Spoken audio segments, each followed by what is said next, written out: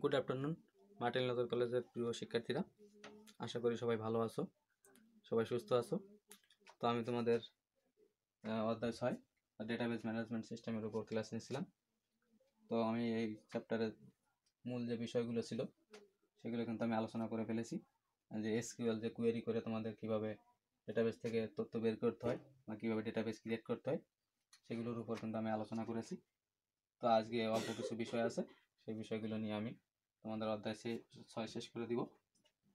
তাহলে আজকে আমি তোমাদের একটু শর্টিং নিয়ে আলোচনা করব এবং ইন্ডেক্সিং এবং ডেটাবেস সিকিউরিটি, এগুলোর উপর আমি একটু আলোচনা করব। তাহলে প্রথমে আসা যাক যে শর্টিং।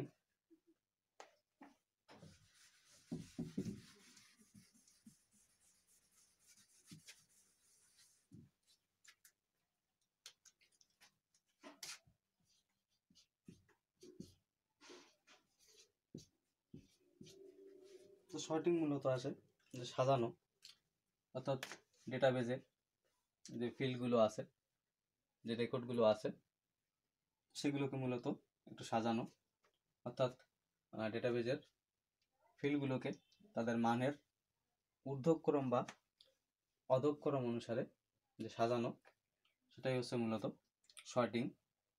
তো এখানে দুইটা বিষয় আছে, যে একটা হচ্ছে ঊর্ধ্বক্রম আর একটা আছে অধক্রম, অর্থাৎ ঊর্ধ্বক্রম ইংলিশে বলা হয় অ্যাসেন্ডিং আর অধক্রম ইংলিশে বলা হয় ডিসেন্ডিং।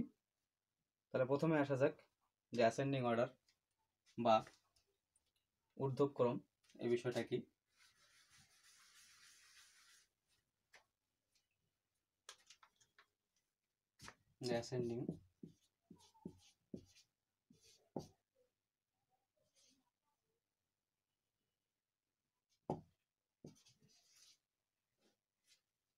Ascending order. তো অ্যাসেন্ডিং হচ্ছে ডেটাবেজের যে ফিল্ডগুলো আছে সেই ফিল্ডগুলোকে যদি আমরা ছোট থেকে বড় আকারে সাজাই তাহলে যে শর্টিং, সেই শর্টিংটাকে বলা হবে হচ্ছে অ্যাসেন্ডিং অর্ডার। এখন যদি আমরা ডিজিট হিসাবে সাজাই, ডিজিটগুলোকে যদি অ্যাসেন্ডিং অর্ডারে সাজাতে চাই, যেমন কোনো একটা ফিল্ডের ডেটাগুলো যদি এরকমের থাকে যে -5 -7 0 3 2 5, তাহলে এগুলোকে আমরা কিভাবে সাজাবো। তো অ্যাসেন্ডিং মানে নিশ্চয়ই বোঝা যাচ্ছে যে ছোট থেকে বড়। তাহলে দেখতে হবে যে এই সংখ্যার থেকে কোন সংখ্যাটা সব থেকে ছোট। তাহলে দেখা যাচ্ছে যে এখানে -7ই হচ্ছে সব থেকে ছোট সংখ্যা। তাহলে প্রথমে আমাদের আসবে -7, পরবর্তী সংখ্যাটা আছে -5, পরবর্তী সংখ্যাটা আছে আমাদের 0, তারপর আছে 2, তারপর আছে 3, তারপর আছে 5। তাহলে ঠিক এভাবে যদি আমরা সাজাই তাহলে এটাই হবে আমাদের অ্যাসেন্ডিং অর্ডার বা ঊর্ধ্বক্রম। তাহলে এটা ছিল ডিজিটের ক্ষেত্রে। এখন যদি আমাদের আসে যে লেটারের ক্ষেত্রে, যদি আমরা ক্যাপিটাল বা যে স্মল লেটার আছে দুটো নিয়ে কাজ করি, যে ডি সি বি, তাহলে এটাকে আমরা কিভাবে সাজাবো। তাহলে এখানে দেখা যাচ্ছে প্রথমে আসে আমাদের এ, তারপরে আমাদের আসে বি, তারপরে আমাদের আসে সি, তারপরে আমাদের আসে ডি। অর্থাৎ আমরা ডিজিটের ক্ষেত্রেও ছোট থেকে বড় যে অর্ডারটা আছে সেই অর্ডারটা আমরা ফলো করব, বা আমাদের লেটারের ক্ষেত্রেও এরকমের ফলো করতে হবে, বা যদি রোমান সংখ্যা থাকে সেক্ষেত্রে আমাদের একই পদ্ধতি অবলম্বন করতে হবে, অর্থাৎ ছোট থেকে বড় আকারে আমরা সংখ্যাগুলোকে সাজাবো। তো এটাই হচ্ছে আমাদের অ্যাসেন্ডিং অর্ডার। এরপর আরেকটা পদ্ধতি আছে বা আরেকটা শর্টিং হচ্ছে আমাদের যে ডিসেন্ডিং অর্ডার।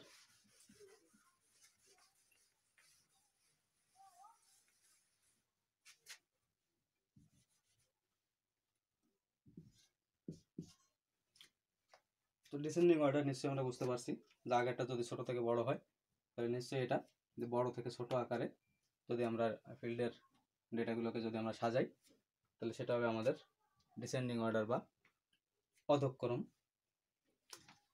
তাহলে এখানে যদি আমরা লিখলাম যে -5 3 7 2 4, তাহলে এটাকে আমরা কিভাবে সাজাবো?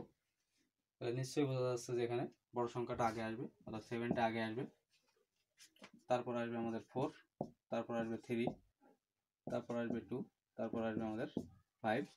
তো এটাই হচ্ছে আমাদের ডিসেন্ডিং অর্ডার। এবং লেটারের ক্ষেত্রেও একই রকম, অর্থাৎ আমাদের বড়টাকে আগে নিয়ে আসতে হবে এবং ছোটগুলোকে আমাদের শেষে নিয়ে যেতে হবে। এটা ছিল সর্টিংয়ের অ্যাসেন্ডিং এবং ডিসেন্ডিং অর্ডার।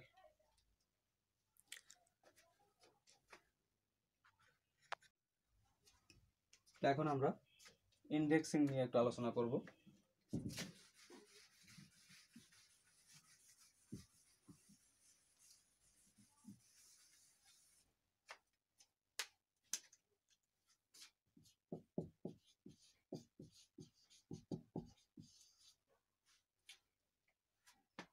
তো ইন্ডেক্সিং এর আগে আমরা ইন্ডেক্স সম্পর্কে আমাদের সবার মোটামুটি ধারণা আছে যে সূচিপত্র, যে কোনো বইতে একটা সূচিপত্র দেওয়া থাকে। তো সূচিপত্র দেওয়ার একটা অর্থ আছে যে প্রথমে সূচিপত্র থেকে দেখে যে পেজ নম্বর কত কোনো একটা বিষয়ের উপর, আমরা কিন্তু বই থেকে খুব দ্রুত সেই বিষয়টা খুঁজে বের করতে পারি। তো ডেটাবেজের এই ইন্ডেক্সিং এটা অনেকটা সেই বইয়ের সূচিপত্রের মতোই, যে তথ্যাবলীর সুসজ্জিত বা সুবিন্যস্ত যে সূচিপত্র, সেটা হচ্ছে মূলত ইন্ডেক্সিং। অর্থাৎ কোনো তথ্য খোঁজার ক্ষেত্রে আমরা ডেটাগুলোকে যে লজিক্যাল অর্ডারে সাজাবো, সেটাই হচ্ছে মূলত ইন্ডেক্সিং। তো ইন্ডেক্সিংয়ের আমাদের কিছু সুবিধা আছে যে ইন্ডেক্সিং আসলে কেন করা হয়। তো প্রধান বিষয়টা হচ্ছে খুব দ্রুত যাতে আমরা ডেটাগুলো খুঁজে বের করতে পারি, সেজন্যই মূলত ইন্ডেক্সিংটা করা হয়। এরপর আছে যদি আমাদের কোনো ইন্ডেক্সিং করা থাকে তাহলে অটোমেটিক আপডেট হয়ে যায়। অর্থাৎ কোনো একটা তথ্য যদি আমরা ডেটাবেজের কোনো টেবিলে অন্তর্ভুক্ত করি তাহলে সে অটোমেটিক তথ্যটাকে আপডেট করে ফেলে। তো এগুলো হচ্ছে মূলত ইন্ডেক্সিংয়ের সুবিধা। এরপর আমরা একটু ডেটাবেজ সিকিউরিটি নিয়ে আলোচনা করব, যে ডেটারও নিরাপত্তার প্রয়োজন আছে। যেহেতু আমাদের ডেটাবেজে হাজার হাজার ডেটা থাকতে পারে, তাহলে সেই ডেটাগুলো চুরি হওয়ারও একটা সম্ভাবনা থাকে। তাহলে তার নিরাপত্তার জন্য আমাদের ডেটাবেজ সিকিউরিটির প্রয়োজন আছে।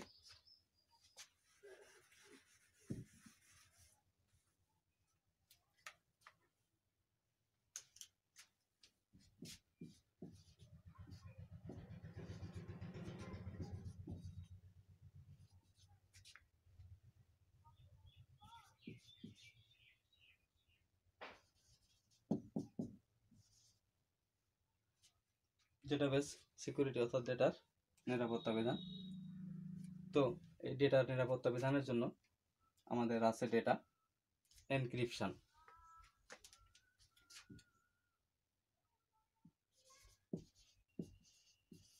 ডেটা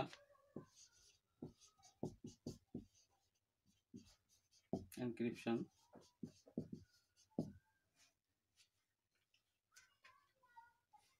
তো ডেটা এনক্রিপশন হচ্ছে যখন আমরা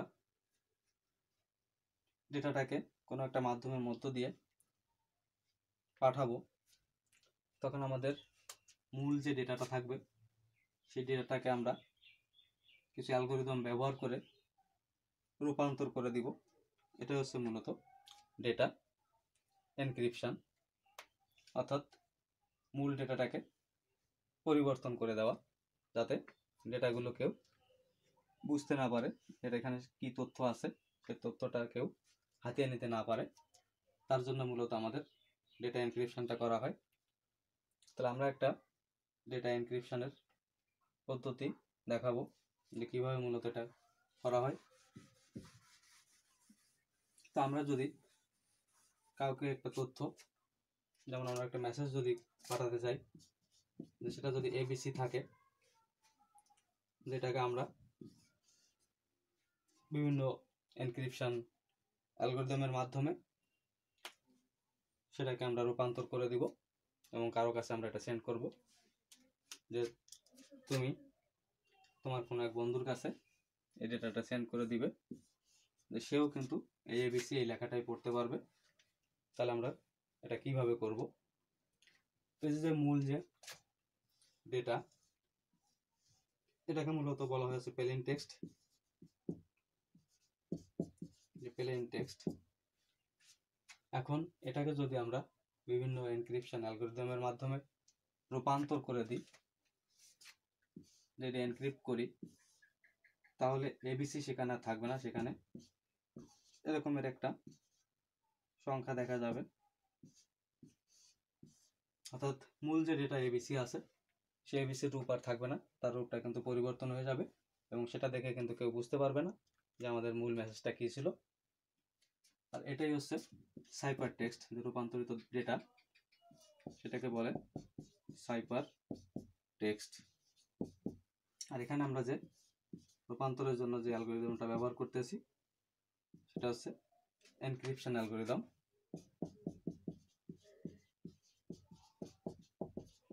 এনক্রিপশন অ্যালগরিদম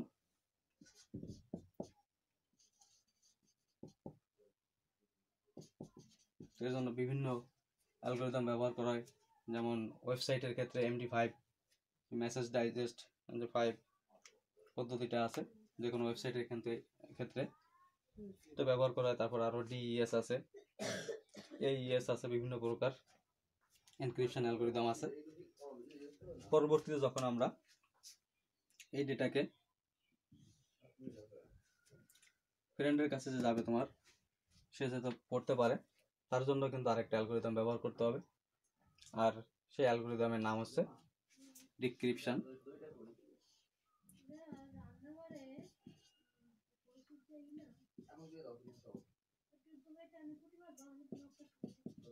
ডিক্রিপশন অ্যালগরিদম।